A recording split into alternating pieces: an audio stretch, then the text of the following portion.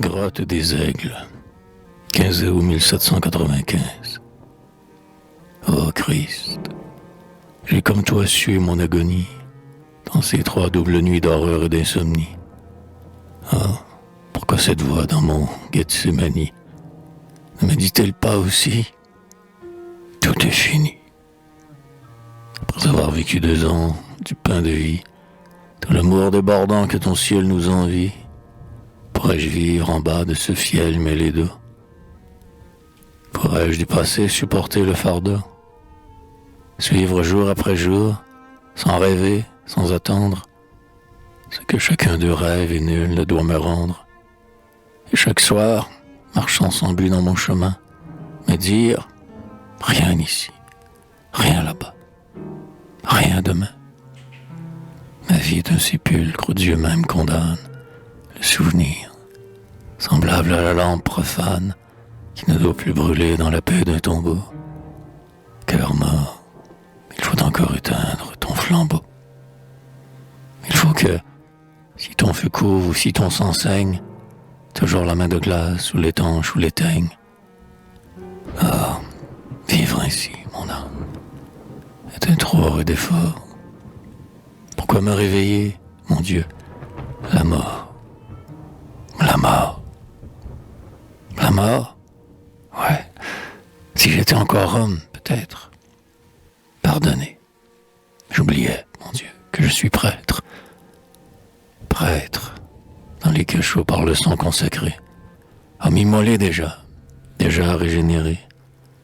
Victime humaine au Dieu que l'Holocauste adore, dont la chair, sur l'autel, palpite et fume encore, qui s'offre elle-même, avant d'oser offrir la prière d'un monde où prier, c'est souffrir. Dieu me sèvre jamais du lait de ses délices. Eh bien, j'épuiserai la coupe des supplices. Dans les vases fêlés où l'homme boit ses pleurs, avec lui je boirai ses gouttes de douleur. Je lèverai le cri de toutes ses alarmes. Je serai l'amertume et le sel de ses larmes. Comme dans ceux du juste immolé sur la croix, tous ces gémissements gémiront dans ma voix. Du haut de ma douleur comme de son calvaire, ouvrant des bras saignants plus larges à la terre, j'embrasserai plus loin de ma sainte amitié mes frères en exil, en misère, en pitié. Mon amour fut ma vie, en épurant sa flamme. Ô Jésus, prête-moi ta charité pour âme. Fais que j'aime le monde avec le même amour, dont j'ai mélange absent que j'entrevis un jour. Que chaque enfant de l'homme à mes yeux soit Laurence. Oui, fais-moi vivre ainsi d'amour et d'espérance. D'espérance. Oh mon Dieu, vous ne condamnez pas cette goutte de l'eau du ciel tombée en bas, que l'on boit dans sa main sans s'arrêter pour boire. Mon espérance à moi, mon Dieu, c'est ma mémoire.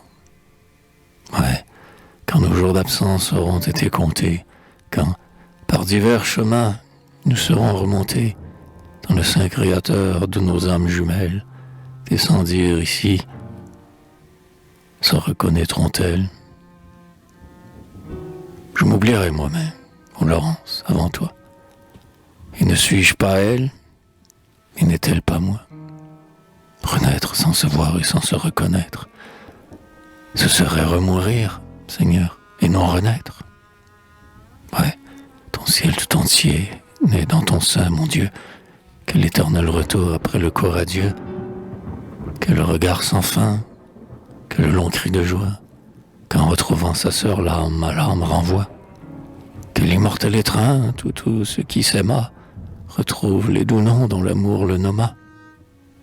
Ouais, dans les profondeurs des cieux où tu te voiles, dans ces espaces bleus, dans ces sentiers d'étoiles, il est, ô Père, un suprême séjour, que ta main comme un nid prépare au saint amour. Des déserts dans tes cieux tout voilés de mystère, des cimes comme ici, des grottes solitaires, où les âmes en toi pour s'aimer s'enfuiront, et dont tes anges même à peine approcheront. À ta magnificence, ô Père, je me fie. Tu rends 100 000 fois ce qu'on te sacrifie, mais de plus qu'ici-bas je ne demande rien. D'autres rêvent leur ciel, mais moi j'ai vu le mien.